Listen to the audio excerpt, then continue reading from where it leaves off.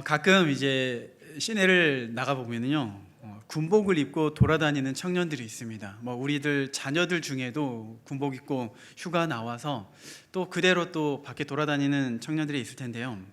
근데 그 군복을 입는 청년들을 보면서 저 친구는 군대 간 지 얼마 안 됐구나, 신兵이구나, 이렇게 보일 수가 있고, 또 어떤 친구는 좀 나름 좀 짬밥 좀 먹었구나, 이렇게 보여지는 경우가 있거든요. 언제 그러냐면은 일단 가까이에서 그 계급장이 있습니다. 짝대기가 하나인지 네 개인지 짝대기를 보고서 알 수가 있는데, 조금 멀리 떨어져서 짝대기가 보이지 않더라도 그 병사가 입고 있는, 군복을 입고 있는 그 옷을 보면은 알 수가 있어요. 옷을 입으면은 신병이나 고참이나 똑같은 군복을 입습니다. 그런데 고참은요, 병장쯤 되면은 그 군복이 옷에 딱 맞아요. 너무 자연스러워요. 마치 일부러 꾸민 듯한 그런 모습도 보이는데, 그런데 신병은, 짝대기 하나 달고 나온 그 휴가 나온 신병은요, 왠지 모르게 딱 신병이구나 라고 써 있어요. 옷이 왠지 모르게 부자연스러워 보입니다. 우리가 봐도 부자연스럽고요, 본인 스스로도 그래요. 처음 그 훈련소에 가서 군복을 입으면은 굉장히 거추장스럽습니다. 입어보신 분들은 알겠지만은 그 군복이 내 옷 같지가 않은 거예요. 그런데 시간이 지나고 훈련도 받고 짬밥도 먹어가면서 어느새 군인이 되어지면서 군복이 내 몸에 딱 맞는 것을 경험하게 됩니다. 마치 이 모습이 우리의 신앙생활도 그런 것 같아요. 하나님께서 우리를 택하시고 우리를 자녀 삼아 주셨죠. 우리는 구원받은 백성이 되었습니다.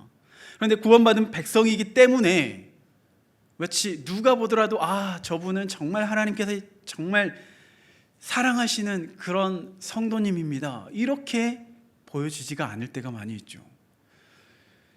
그리스도인으로서 합당한 삶을 살지 못하는 그러한 사람들이 많다는 거예요. 왠지 여전히 신앙생활이 어색하고 조금은 낯설기도 해요. 아마 우리는 그 처음 교회에 나왔을 때 그때를 한번 생각해 보면요, 누군가에 의해서 분명히 이 중에는 어쩔 수 없이 교회에 끌려 나오신 분들도 계실 겁니다. 그런데 그때 끌려 나왔을 때 굉장히 어색해요. 처음 예배를 드리는데 갑자기 사람들이 막 일어나기 시작하죠. 이게 뭔가 싶어요. 눈치 보면서 같이 일어납니다. 그런데 일어났는데 갑자기 주문을 외우기 시작합니다. 알고 보니까 사도신경을 외우는 거예요. 그 사람에겐 너무나도 낯선 모습이죠. 사도신경이 뭔지, 왜 갑자기 일어나야 되는지. 또 눈치껏 보니까 다들 눈을 감고 있거든요. 그럼 나도 눈을 감아야 되나? 그런데 잘못 눈을 감고 있으면은 남들 다 앉았는데 혼자 일어나 있는 그런 당황스러운 때가 있는 거죠. 감사하게도 우리 교회는 일어나세요, 앉으세요, 이렇게 다 친절하게 이야기를 해주잖아요. 사실 이게 좀 어찌 보면은 예배의 흐름에 조금 끊기는 듯한 그런 요소도 있지만은요, 새 가족들을 배려하는 겁니다. 이제까지 신앙생활을 해보지 못한 사람들에게 배려를 하는 거예요. 이제는 함께 일어나서 찬양하는 시간입니다. 함께 사도신경을 외우는 시간입니다. 그러한 연약한 사람들에게 배려하기 위해서, 민망한 상황을 연출하지 않기 위해서 이렇게 배려하는 거죠. 이렇게 어느 정도 이제 교회 안에 들어왔습니다. 그런데 그것으로 우리가 교인이 되었다라고 말할 수가 있을까요? 물론 교인은 교인이죠. 그런데 여전히 내 안에는 어색함이 있어요. 교회에서 계속해서 연락이 와요. 담당 교육자가 집으로 쳐들어온다고 연락 와요. 신방 한번 하자는 거죠. 근데 그분의 입장에서는 누군가에게 내 집을 공개한다는 게 선뜻 이게 이해가 되지 않는 거죠. 또 구역장이라는 분이 연락 와서 이번 주 금요일에 어디에서 모일 거니까 와주세요. 계속해서 귀찮게 합니다. 불편한 게 한두 개가 아니에요. 그런데 이러한 모습들도 시간이 조금씩 지나다 보면은 익숙해지죠. 그리고 어느 순간 우리는 교회의 그 문화에 너무나도 익숙해져 있는 그런 성도가 되어집니다. 그러면은 그런 문화에 익숙해져 있습니다. 문화에 익숙해져 있다고 해서 우리가 정말 하나님께서 원하시는 그 새 사람이 되었을까요? 더 중요한 게 남아있는데 바로 우리의 내면의 변화가 필요합니다. 우리의 심령의 변화가 필요해요. 지난번에도 이 에베소서의 말씀을 가지고 이야기를 나눌 때 그 이야기를 했습니다.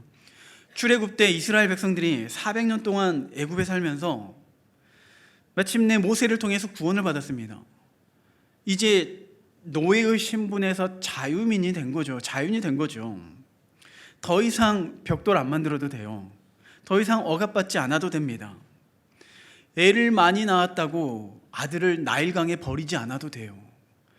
그런 이제 불상사는 일어나지 않을 겁니다. 자유인이 되었기 때문에 그런 거죠. 그러면은 그들의 사고 방식, 그들의 삶의 방식까지 자유인이 되었을까요? 자유인이 되기 위해서는 끊임없이 이 자유 안에서 자유인으로 살아가는 법을 배워야 하는 거죠.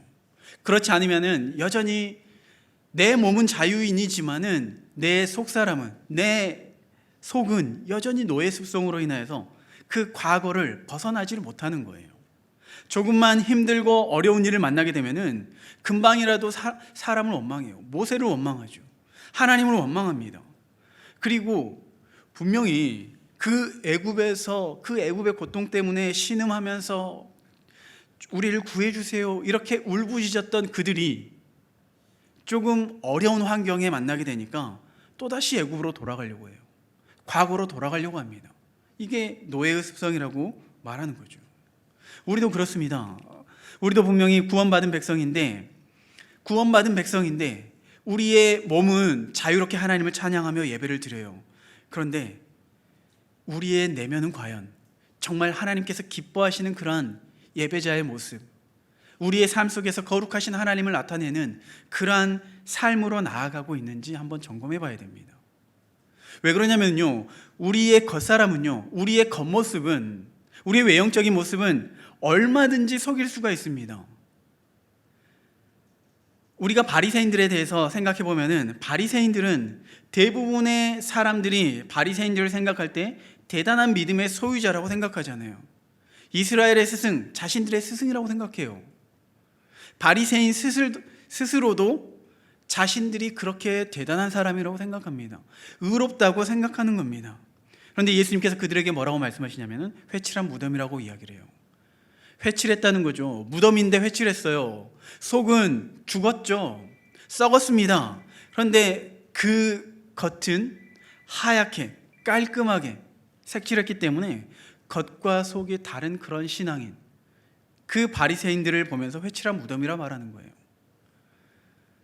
우리의 심령에 변화가 없다면요, 하나님의 말씀으로 변화가 되어지지 않는다면은 마치 우리도 그 바리새인, 성경에 있는 그 바리새인, 예수님을 십자가에 못 박였던 그 바리새인, 성경 안에만 있는 것이 아니라 오늘날 우리도 얼마든지 바리새인이 될 수가 있는 겁니다. 끊임없이 우리가 노력하지 않는다면은 우리 역시 그러한 우를 범할 수가 있다는 거죠. 그래서 바울이 그러한 외형적인 모습뿐만이 아니라 23절에서 오직 너희의 심령이 새롭게 되어 라고 말하면서 24절입니다. 하나님을 따라 의와 진리의 거룩함으로 지으심을 받은 새 사람을 입어라 라고 말하는 겁니다.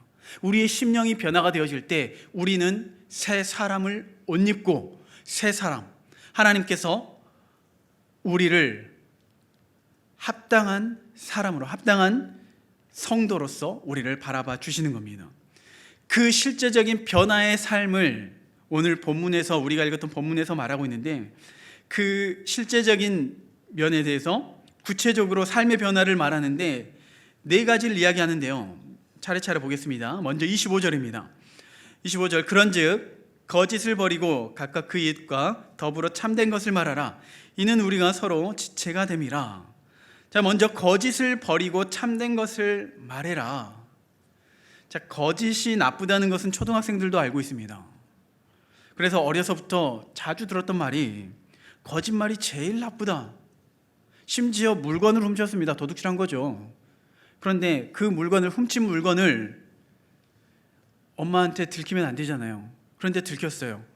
그래서 뭐라고 하냐면은 친구한테 잠깐 빌렸어. 거짓말하죠. 그리고 나서 혼납니다. 결국엔 이제 들통나니까 혼납니다. 훔친 것보다 거짓말한 게 더 나쁘다고요. 그렇게 교육을 받았습니다. 거짓말이 나쁘다는 교육을 받았어요. 그러면 아이가 자라서 거짓말을 안 할까요? 중고등학교 때 공부를 위해서는 또 참고서가 필요하잖아요. 또 나름 열심히 공부를 하기 위해서 참고서를 사야 합니다. 이렇게 주장하고 돈을 받아냈습니다. 그리고 그 받은 돈을 가지고 점점 갈등이 찾아오기 시작합니다. 이 돈이면은 떡볶이에 쫄면에 굳이 내가 이 참고서 있다고 해서 성적이 더 오를까? 이런 생각이 들면서 결국에는 이제 다른 데 써버리고 친구들과 신나게 놀죠. 사야 할 참고서는 안 사고 돈을 다 써버렸습니다. 그리고 집에 들어갔습니다. 참고서는 샀냐? 이렇게 물어보죠, 당연히. 네, 샀어요. 그런데 참고서가 무거워서 학교에 놔두고 왔어요. 그리고 한 번도 집에 들고 간 적은 없습니다. 어렸을 때 거짓말이 나쁘다는 것을 배웠어요. 그러면은 점점 우리의 삶에서 거짓말이 없어져야 되는데 여전히 내 삶에는 거짓말이 있더라고요. 고등학교 때만 거짓말한 것이 아니라 성인이 되고서도 여전히 거짓말이 떠나지 않습니다. 그러면은 적어도 우리가 예수님을 믿은 시점에서 적어도 그때보다는 우리가 더 진실되어야 하지 않을까요? 완벽하다고는 말을 못해도 이전에 그 어렸을 때보다는 교육으로 받았기 때문에, 훈련을 받았기 때문에 거짓말과 더 멀어져야 했을 텐데, 그런데 과연 우리가 그 거짓된 삶에서 온전히 떠나 있는가 하는 점입니다. 사실 이 본문에서 말하는 이 거짓에 대한 이야기는요, 단순히 입으로 죄를 짓는 그 거짓말만 해당하는 게 아니에요. 이 거짓을 버리라는 의미는, 우리 그리스도인들에게 거짓을 버리라는 의미가 뭐냐면은 진리와 생명을 위해서 살지 않는 모든 것이 거짓이에요. 우리가 그리스도인이 되기 전에 추구했던 것이 뭐였는지 한번 생각해 보면요, 그냥 간단합니다. 전부 내 자신이 중심인 거예요. 나를 위해서, 내 명예를 위해서, 내 이름을 위해서, 나의 행복을 위해서, 나의 부를 위해서, 나의 건강을 위해서. 이게 조금 더 확장되면은 내 가족을 위해서. 이게 중심인 거죠. 주변에 믿지 않는 사람들의 삶에 보면은 역시 다 자기 중심적입니다. 자기 중심적인 계획과 목표를 살아가고 있어요. 이게 거짓되다는 것을 말하고 있어요. 이게 거짓된 것이고 성경에서는 이게 악하다고 말하는 겁니다. 일반적으로 우리가 도덕적인 그런 악함이 악하다고 생각하는데 성경에서의 악함은요, 이러한 거짓된 삶, 그래서 궁극적으로 선하신 하나님과 멀어지는 그 삶이 거짓된 삶이고 악하다는 것을 이야기하고 있어요. 자, 예를 들면 우리가 가족을 위해서 열심히 일을 합니다. 누구보다도 노력해요. 이게 나쁜가요? 세상 사람들이 보기에는 가장 건전하다고 생각할 겁니다. 가장 가치 있다고 생각할 거예요. 그런데 그 일로 인하여서 하나님과의 관계가 점점 멀어지게 되면은 그게 악하다는 겁니다. 오늘날 교회 안에서 참 그런 분들을 보게 돼요. 열심히 하나님 앞에 기도합니다. 하나님, 장사가 잘 되게 해주세요. 정말 잘 되게 해주세요. 그런데 장사가 잘 되면 어떻게 되나요? 너무 바쁘다 보니까 하나님과의 관계가 멀어지게 됩니다. 사단의 계획은요, 우리를 거짓 속에 빠뜨리는 겁니다. 거짓 속에 빠뜨려서 하나님과 멀어지게 하는 거예요. 그게 사실은 사단의 일이잖아요. 요한복음 8장 44절에 사도 요한이 이 마귀에 대해서 뭐라고 표현하냐면요, 너희는 너희 아비 마귀에게서 났으니 너희 아비의 욕심대로 너희도 행하고자 하느니라. 그는 처음부터 살인한 자요, 진리가 그 속에 없으므로 진리에 서지 못하고 거짓을 말할 때마다 제 것으로 말하나니 이는 그가 거짓말쟁이요 거짓의 아비가 되었음이라. 사단의 권세 아래 있게 되면요, 우리는 거짓된 삶을 살 수밖에 없어요. 하나님과 멀어질 수밖에 없다는 겁니다. 이게 악하다는 거예요. 하나님의 영광을 나타내야 할 교회인데 사단이 판열치는 거짓이 난무하는 그런 교회라고 생각해 봐요. 그곳에 하나님의 영광이 있을까요? 하나님께서 기뻐하실까요? 우리가 예수님을 믿고 그에 합당한 삶을 살기 위해서는 무엇보다도 먼저 우리의 삶의 방향과 목표가 바뀌어야 합니다. 나 중심, 가족 중심의 삶이었다면요, 그게 옛 모습이었잖아요. 그 중심에서 진리와 생명의 말씀으로 하나님께서 원하시는 그러한 삶의 모습으로 나아가야 하는 것입니다. 이게 하나님께서 원하시는 우리의 첫 번째 모습인 거죠. 거짓된 삶을, 거짓을 버려야 하는 겁니다. 두 번째로 26절에서 27절인데요. 분을 내어도 죄를 짓지 말며 해가 지도록 붐을 품지 말고 마귀에게 틈을 주지 말라. 자, 우리는 흔히 노하는 것, 분노하는 게 나쁘다고만 생각해요. 분노 그 자체가 사실은 나쁘진 않습니다. 잘못된 게 아니에요. 하나님께서 우리에게 주시는 감정이 있습니다. 희노애락이 있죠. 분노를 포함한 하나님께서 주시는 그 모든 감정이 나쁘지가 않아요. 성경에서는 하나님을 위한 분노, 우린 이것을 거룩한 분노라고 하는데 이러한 면이 있습니다. 오히려 그 분노로 인하여서 하나님이 기뻐하신 때가 있어요. 대표적으로 구약에서 출애굽한 이후에 이스라엘 백성들이 40년의 광야의 시간을 지내고 이제 마침내 요단 동편에 도달했습니다.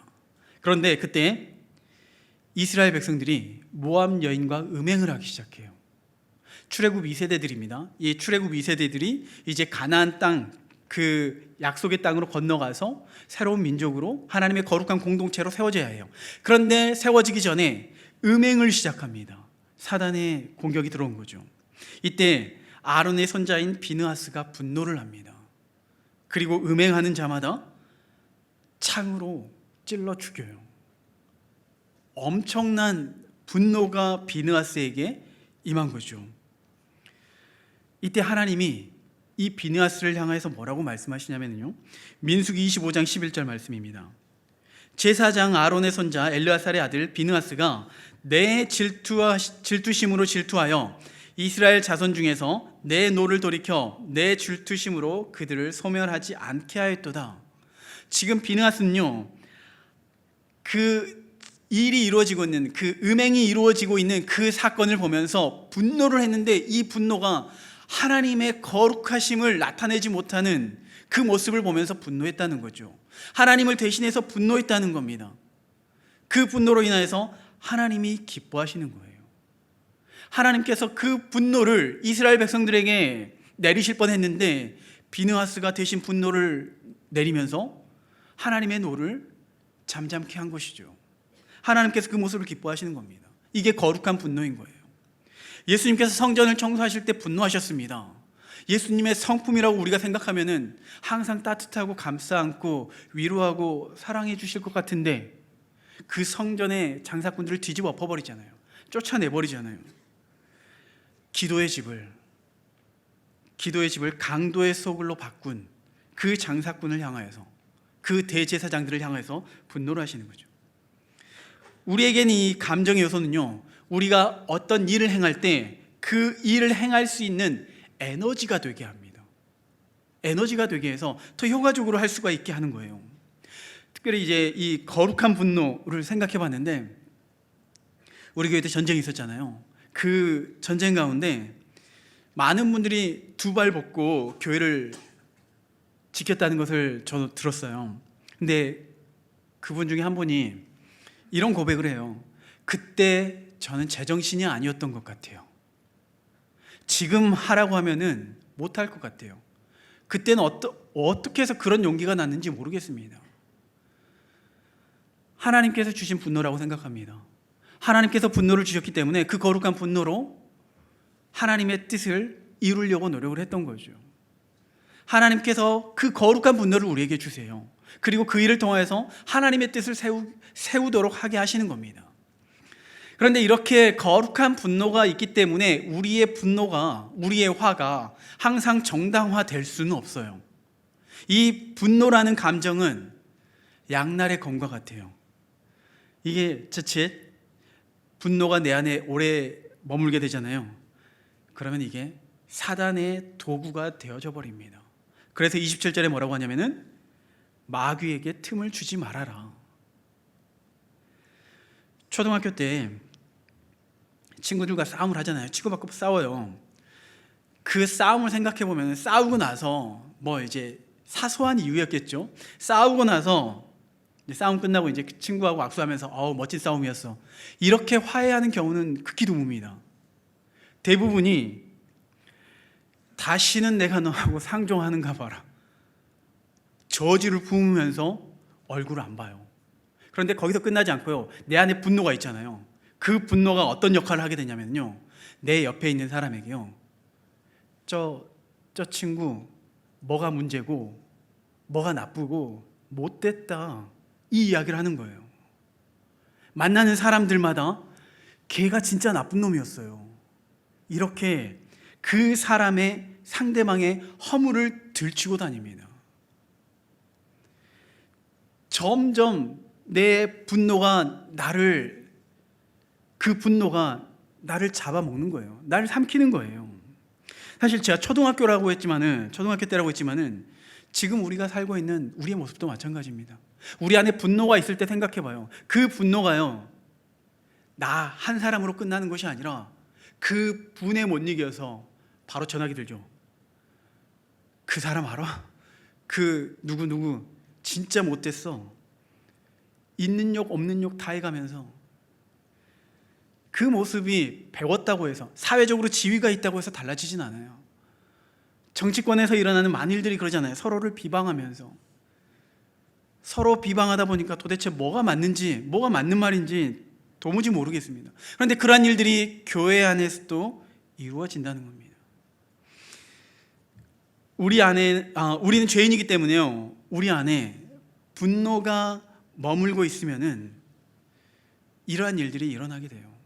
그런데 이 거룩한 공동체, 하나님의 택하심을 받은 이 공동체 안에 서로를 헐뜯고 비방하게 되는 이런 분노가 계속해서 역사하게 되면요, 그 교회는 자폭하게 버립니다. 그리고 그 당사자는 결국에는 그 분노에 못 이겨서 교회를 떠나 버리는 거죠. 어떻게 교회가 이럴 수 있어 하면서 떠나버리는 겁니다. 남아있는 공동체에 곱게 떠나는 것이 아니라 남아있는 공동체에 최대한 비방하면서, 힘들게 하면서. 그래서 제가 만나서 교회를 비방했던 사람들 중에 거의 대부분이 교회를 다녔던 분들이에요. 많은 사람들이 교회에 대해서 욕하잖아요. 그런데 제가 만났던 그 많은 사람들 중에 거의 대부분이 소위 교회에서 짬밥 좀 먹었던 모태신앙도 많아 있었고, 실무집사도 있었고, 나름의 신앙생활을 했던 사람들이 많이 있어요. 사단의 도구가 되어져 버리는 그런 분냄을 지속적으로 우리가 품어서는 안 되는 겁니다. 우리 안에 분노가 있다면요, 끊임없이 이 마귀에게 지금 내가 사로잡히고 있구나, 사로잡혀가고 있구나 라는 것을 깨닫고 이 분노를 털어버리셔야 됩니다. 어떻게 털어내나요? 하나님께 내어드려야 되는 거죠. 하나님께 맡겨드리면서, 하나님을 의지하면서 풀어낼 수 있도록 노력하셔야 됩니다. 자, 그리고 세 번째입니다. 도둑질인데요, 28절입니다. 도둑질하는 자는 다시 도둑질하지 말고 돌이켜 가난한 자에게 구제할 수 있도록 자기 손으로 수고하여 선한 일을 하라. 자, 앞에서 지금 두 가지를 봤습니다. 거짓, 그리고 분을 내는 것. 그리고 이 다음 29절에 보는 더러운 말에서 이야기를 하는데, 그런데 이 세 가지는, 거짓과 분 내는 것, 더러운 말하는 것, 이거는요, 일단 그리스도인이라면 그래도 그럴 수 있겠구나 싶어요. 그런데 28절 이 도둑질은요, 우리가 이해가 안 돼요.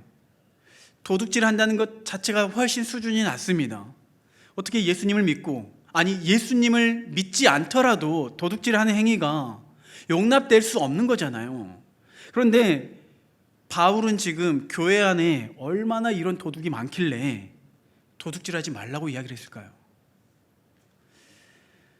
초대교회 당시에 실제적으로 도둑질하는 사람들이 많이 있었던 것 같아요.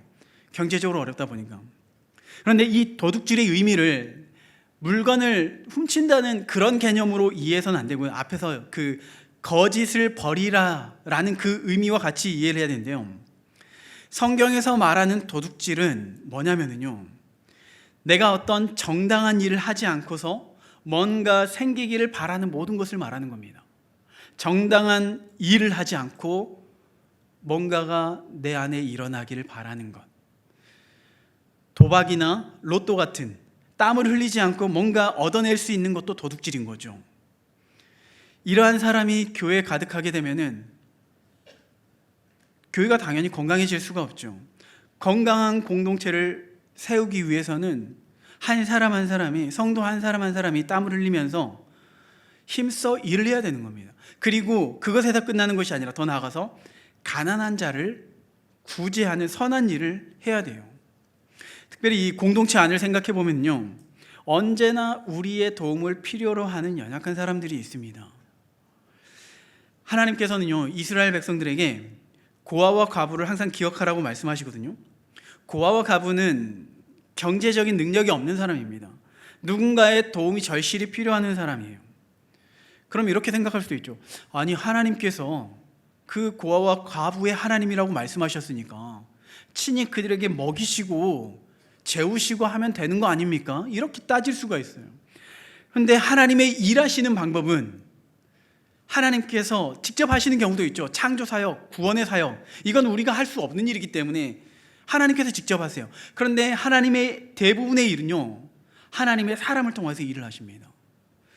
고아와 과부를 누가 도와야 하냐면은 하나님의 사람이 도와야 하는 거예요. 신명기 24장 19절입니다. 내가 밭에서 곡식을 벨 때 그 한 뭇을 밭에 잊어버렸거든 다시 가서 가져오지 말고 나그네와 고아와 과부를 위하여 남겨두라. 그리하면 내 하나님 여호와께서 내 손으로 하는 모든 일에 복을 내리시리라. 하나님께서 하나님의 사람을 통해서 일을 하게 하시는 거죠. 그런데 그 일을 주시는 이유가 뭐냐면은 1차적으로는 고아와 과부에게 먹을 것을 제공하는 것이지만은 그것을 통해서 신명기 24장 19절 하반절에 내 손으로 하는 모든 일에 복을 내리시리라. 하나님의 사람에게 복을 주시기 위함인 거죠. 우리에게 하나님의 능력을 나타내기 위함인 겁니다. 하나님의 은혜가 흘러나아갈 수 있도록 우리에게 연약한 자를 남겨두시는 거예요. 공동체 안에 도움의 손길을 필요한 자들이 있습니다. 이들을 위해서 우리는 기도하고 그들을 위해서 경제적으로 도와야 해요. 그런데 이 경제적으로 돕는다는 게 무조건 그들에게 돈 얼마씩 줘야 한다, 그런 의미가 아닙니다. 다시 한번 이 신명기 말씀을 보면은 19절 하반절에 보면은 나그네와 고아와 과부를 위하여 남겨두라. 그 곡식을 벨 때 떨어진 것, 남아있는 것, 그것을 남겨두라고 말을 해요. 그 고아와 과부들이 직접 일해서 거둘 수 있도록 하는 거예요. 무조건 돈을 도와주는 게 아닙니다. 사실 교회 안에 참 이제 우리 성도들이 말고요, 외부 사람들이 도와달라고 요청하는 분들이 많이 찾아옵니다. 사무국으로 많이 와요. 그러면은 일단 이 말씀에 근거해서 우리는 할 수가 없습니다. 또 우리는 나누리를 통해서 또 사회봉사, 어려우신 분들을 돕고 있잖아요. 또 실제적으로 또 사회복지가 우리나라가 워낙 잘 돼 있기 때문에 그런 것들을 통해서도 많이 도움을 주거든요. 이들에게 돈을 주면은 그 돈은 거의 대부분이 술 마시는 데 쓰이게 되더라고요.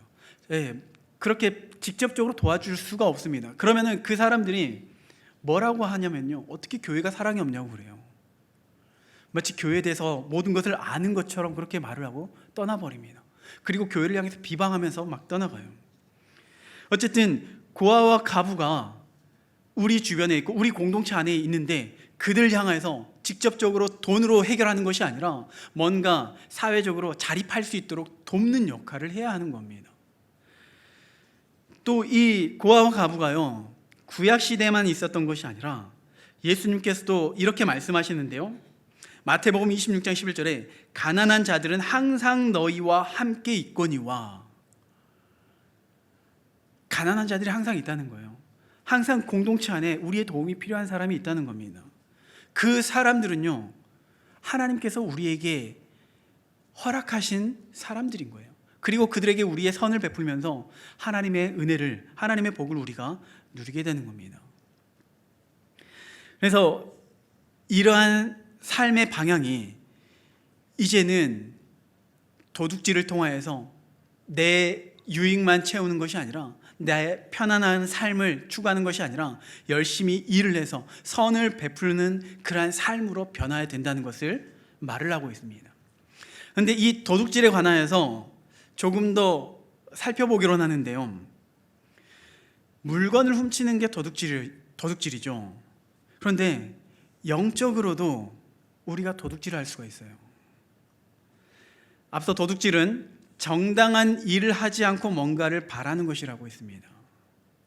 이런 일들이 교회 안에서 종종 나타나는데, 그 현상 중에 하나가 영적인 훈련을 통하여서 신앙 성숙을 해야 되는데 성숙하고자 하지 않는 그런 마음이 그래요.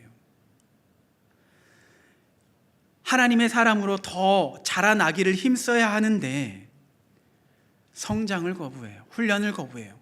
훈련을 거부하면서 형통하기만을 바라요. 자녀의 삶이 잘 되기만을 바랍니다. 내 삶에 하나님의 은혜가 넘쳐나기를 바라요.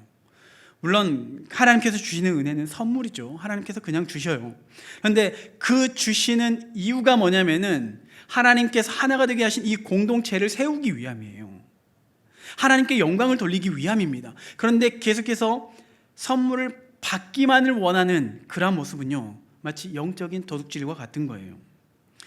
물론 그렇다고 해서 우리가 영적으로 성장하는 과정이 있기 때문에 교회 안에 있는 모든 사람들이 다 훈련에 참여해야 되고 다 봉사해야 되고 헌신해야 된다는 그런 의미는 아닙니다. 믿음의 정도에 따라, 신앙의 정도에 따라 영적 어린아이는 열심히 먹고 자고 싸고 해야 돼요. 그러한 시기가 분명히 필요해요. 그런데 그 시기가 지나서 성숙하고 성장해야 하는 시기가 오는데 여전히 어린아이와 같은 자세로 남아있다면 이것은 오히려 공동체를 무너뜨리는 그런 일인 거예요. 이 옆에 있는 사람이 이 사람은 말씀으로 지금 훈련되어야 하는데 어렴풋이 우리가 알죠. 그런데 본인이 더 잘할 겁니다. 내가 지금 교회를 위해서 일을 해야 하는 때인지 말씀으로 훈련받아야 하는 때인지 이미 알고 있어요. 제자 훈련을 하고 있는데요, 제자 훈련을 해년마다 하면은 거의 반복적으로 들었던 말이 뭐냐면요, 더 이상 피할 길이 없다, 요 말이에요. 이미 하나님께서 이 훈련에 대한 감동을 주셨는데 계속해서 뒤로 뺐던 거죠. 두려웠기 때문에, 내 삶에 아직은 준비가 안 되었기 때문에 그런 모습들이 있습니다. 스스로가 알아요. 내가 이 교회를 위해서 봉사를 해야 하는 때이구나, 말씀으로 훈련받아야 하는 때이구나 알고 있습니다. 마치 뭐와 비슷하냐면요, 집에 설거지가 쌓이고 또 쓰레기가 쌓이면요, 지금 내가 이 타이밍에 설거지를 해야 되고 분리수거를 해야 하는구나, 그래야지 밥을 얻어 먹을 수 있겠구나 알잖아요. 그래서 눈치껏 설거지도 하고 밤중에 분리수거도 하면서 영적으로도 우리가 알아요. 성령께서는요, 우리 안에 거하시기 때문에 교회 공동체를 하나 되게 하시는 그 성령께서 우리의 걸음을 인도하시고 우리의 마음 가운데 생각하게 하시는데, 이 교회를 위해서 우리의 신앙 성숙할 때라는 것을 알려주시고 또 교회를 위해서 봉사하는 때라는 것을 알려주세요. 우리는 이 성령의 그 감동에 민감하게 귀를 기울이면서 기꺼이 순종을 해야 하는 겁니다. 그래야지 이 공동체가 하나님께서 정말 기뻐하시는 그런 기쁨의 공동체가 될 수 있는 거죠. 자, 마지막으로 이제 29절 더러운 말에 대해서 이야기를 하는데, 29절입니다. 무릇 더러운 말은 너희 입 밖에도 내지 말고 오직 덕을 세우는데 소용되는 대로 선한 말을 하여 듣는 자들에게 은혜를 끼치게 하라. 자, 더러운 말은 입 밖에도 내지 말고 선한 말을 하라. 듣는 자들에게 은혜를 끼치라. 자, 더러운 말이 뭔가? 더러운 말은요, 앞에서 이야기했던 그 거짓말과는 달라요. 거짓말은 내 입으로 죄를 짓는 거잖아요. 물론 이제 그 거짓말도 더러운 말이 될 수가 있는데, 이 더러운 말이 뭐냐면요, 맞는 말을 하는데요, 틀린 말이 아니에요. 맞는 말을 하는데 왠지 그 말을 듣고 있는 그 사람이 기분 나빠요. 왠지 무시당하는 것 같고, 또 그 말을 들으면 힘이 빠져요. 틀린 말이 아니거든요. 우리가 자녀들에게 말을 아끼지 않잖아요. 자녀들을 위해서 밥을 챙겨 먹어야 된다, 또 공부도 해야 된다, 숙제도 해야 된다, 여러 가지 조언들을 해줍니다.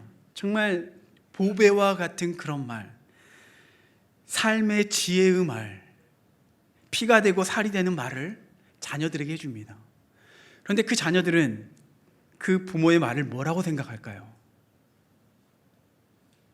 우리가 말을 할 때는 이게 피가 되고 살이 되는 말, 정말 하나도 버릴 것 없는 그 말인 것 같은데, 자녀들 입장에서는 잔소리라고 생각하죠.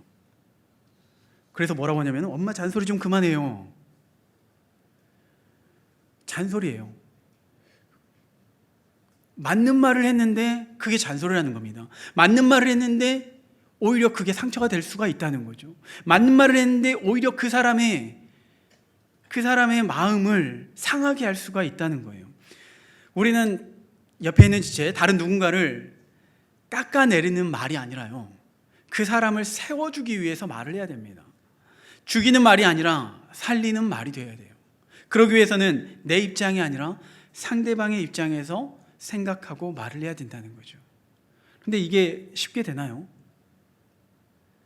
분명히 우리의 마음에 있는 말을 뇌를 거쳐서 순환해가지고 입으로 선포를 해야 되는데, 마음이 급하다 보니까 자꾸만 뇌를 거치지 않고 바로 입으로 나오는 게 문제잖아요. 이게 컨트롤이 안 돼요. 그래서 성경에서도 뭐라고 이야기하냐면은, 야고보서 3장 7절 8절 말씀인데요, 여러 종류의 짐승과 새와 벌레와 바다의 생물은 다 사람이 길들일 수 있고 길들여 왔거니와 혀는 능히 길들일 사람이 없나니 쉬지 아니하는 악이요 죽이는 독이 가득한 것이라. 우리의 혀가 그렇다는 겁니다. 우리의 말이 그렇다는 거예요. 우리가 비록 예수 그리스도로 말미암아 변화되는 삶을 살아가고 있지만은, 새 사람이 되어서 나름의 열심히 또 거룩한 하나님의 뜻대로 살아 나아가려고 노력하지만은, 문득 우리의 입술을 통해서 이러한 악이 퍼져 나올 수가 있다는 겁니다. 도대체 어떻게 해야 될까요? 하나님의 말씀을 의지하면서 성령의 지혜를 힘입어서 노력해야 되는 거죠. 완벽할 수는 없습니다. 끊임없이 노력해야 되는 겁니다. 그래야지 공동체에 덕을 세울 수가 있고 더 건강해질 수가 있는 거예요. 야고보서 1장 5절 말씀입니다. 우리 이 말씀 함께 읽겠습니다. 야고보서 1장 5절 함께 읽습니다. 너희 중에 누구든지 지혜가 부족하거든 모든 사람에게 후히 주시고 꾸짖지 아니하시는 하나님께 구하라. 그리하면 주시리라. 아멘. 하나님께 구해야 되는 거죠. 우리가 분명히 예수 그리스도로 말미암아 변화되는 삶이 되었지만은, 변화되는 삶으로 나아가지만은 여전히 우리 안에는 죄의 습성들이 가득합니다. 우리는 예수 그리스도를 닮아가기 위해서 열심히 찬양하고 예배드리고 기도하지만요, 여전히 내 안에 죄성이 있어서 자꾸만 옛 모습으로 우리를 이끌려고 노력하는 거예요. 그런데 그러한 모습 가운데 우리를 방치하잖아요. 우리를 내버려 두게 되잖아요. 그러면 우리의 공동체는요, 더 쉽게 무너질 수밖에 없어요. 이 공동체 안에서 하나님의 사랑을 찬양하고 높여드려야 되는데, 이 공동체 안에서 더 힘이 들고 더 괴롭고 어려운 일들이 생기게 되는 겁니다. 하나님께서는요, 우리를 부르실 때 개인이 아닌 공동체로 부르셨어요. 공동체로 부르셨어요. 우리 지체로 부르신 겁니다. 그런데 그 지체 안에는 원수가 있죠. 원수가 있습니다. 나와 맞지 않는 그런 사람들이 있습니다. 하나님은 왜 도대체 나하고 좀 맞는 사람과 좀 성격이 비슷한 사람과 이 사람들과 함께 모여서 좀 공동체가 되게 하시면은 얼마나 더 큰 힘을, 시너지를 발할 수 있을까? 왜 저 원수와, 또 앞에서 이야기했던 것처럼 왜 고아와 과부를 우리에게, 왜 우리를 힘들게 하시는 겁니까? 그런데 하나님께서는요, 이 공동체를 통하여서 우리를 향한 그 뜻을 세우기를 원하세요. 그 뜻이 뭐냐면은 공동체 안에서 서로 부대끼면서 서로 씨름해 가면서 믿음으로 성숙하고 성장해 나아가기를 원하시는 겁니다. 만약에 우리가 온실 속의 화초가 되어지잖아요. 온실 속의 화초, 정말 그 안에서 자라는 모습은 예쁘죠. 세상 풍파 걱정 없이. 그런데 조그만 사단의 유혹이 넘어오게 되면요, 조그만 사단의 유혹이 닥치게 되면요, 우린 쉽게 무너질 수밖에 없습니다. 하나님의 사람이라고 우리가 입술을 통하여서 고백하지만은 그 입술의 고백은요, 말 그대로 입술의 고백으로 끝나버리는 거예요. 우리의 삶의 고백, 우리의 진실된 고백, 우리의 삶을 통해서, 우리의 인생을 통해서 하나님께 영광 돌릴 수 있는 그러한 삶의 변화는요, 우리의 내면의 변화가 있어야 되는데, 그 변화의 훈련 장소가 바로 공동체라는 거죠. 그래서 원수까지 우리 공동체 안에 허락하시고, 그 공동체 안에서 서로 부대끼면서 서로 사랑하게 하시는 거예요. 서로 위로하면서 격려하게 하시는 겁니다. 이러면서 우리는 점점 새 사람의 옷을 입고 그에 합당한 삶이 사라질 수가 있는 겁니다. 우리 공동체 안에 있는 지체들을 더욱더 사랑하기에 힘쓰는 저와 여러분이 될 수 있기를 소망합니다. 힘써 사랑하고 위로하며 격려하면서 하나님의 뜻하심을 나타내는 그러한 공동체가 될 수 있기를 소망합니다. 그리고 마지막으로 한 가지만 더 살펴보려고 하는데요, 이렇게 새 사람의 옷을 입고 거룩한 그런 합당한 삶을 살아가기 위해서 힘써 노력하는데, 오늘 바울이 이 네 가지의 삶의 변화를 이야기를 하잖아요. 이 삶의 변화를 이야기하는 또 다른 이유가 있습니다. 여전히 이 공동체 안에는 그러한 연약한 사람들이 있다는 거예요. 그렇게 정말 거룩한 삶으로 살아야겠다라고 고백하지만은 그 입술에서 더러운 말이 나올 수가 있고, 또 다른 누군가에 의해서 분이 날 수도 있고, 또 교회 안에서 얼마든지 무시당하는 일이 있을 수 있다는 겁니다. 문제는 그 일들이 나에게 있다고 생각해 봐요. 상처가 되죠. 믿음이 있어서 기도하면서 하나님의 말씀 붙들고 일어나면은 좋겠지만은 그 상처로 인하여서 교회를 떠난 사람들이 사실 많지가 않거든요. 이러한 사람이 있어서는 안 되지만은 이러한 일들이 언제든지 있을 수 있다는 것을 우리에게 말하는 겁니다. 그래서 그러한 일을 겪게 되면요, 누군가에게 나에게 상처되는 말을 하고 누군가의 나를 비방하는 그러한 말이 있다면요, 그때마다 우리는 생각해야 돼요. 그 사람이 죄인이구나. 그 사람만 죄인이 아니라 나도 죄인이구나. 나의 입술을 통해서 누군가도 이렇게 상처를 받을 수 있겠구나 라고 생각하셔야 돼요. 누군가가 나를 비방하면서 그래 잘 걸렸다, 같이 손가락질하고 욕을 해대면서 같이 싸우면은요, 공동체가 무너질 수밖에 없습니다. 하나님께서 기뻐하시지 않으세요. 30절, 하나님의 성령을 근심하게 하지 말라. 그 안에서 너희 구원의 날까지 인치심을 받았느니라. 우리 구원의 날까지 이러한 일들이 계속해서 반복될 겁니다. 끊임없이 나를 비방하는 그 말들이 있을 것이고요, 끊임없이 나를 무너뜨리려고 하는 그러한 사단의 계략들이 다른 지체들을 통하여서 나올 수가 있습니다. 그때마다 상처받고 낙심하고 주저앉는 것이 아니라요, 연약한 사람이구나, 저 사람을 위해서 기도해야겠구나, 나도 저럴 수가 있겠구나 라고 생각하셔야 되는 거예요. 그러면서 우리는 계속해서 하나님을 붙드셔야 하는 겁니다.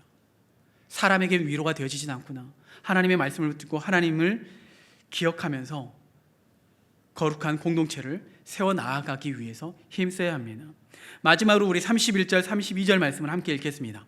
31절 32절 함께 읽습니다.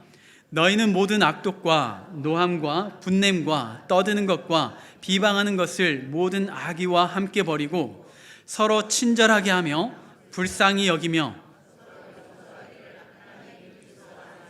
너희를 용서함과 같이 하라. 서로 친절하게 하며, 옆 사람에게 친절하게 대하시길 바랍니다. 옆 사람을 불쌍히 여기시길 바랍니다. 그리고 용서하시길 바랍니다. 예수 그리스도의 그 사랑, 하나님께서 우리를 위하여서 용서하신 것처럼 우리도 서로를 위해서 용서하면서 이 믿음의 공동체, 하나님께서 하나가 되게 하신 이 공동체, 이 믿음의 공동체를 더욱더 힘써 지켜 나아갈 수 있는 저와 여러분이 될 수 있기를 간절히 소망합니다.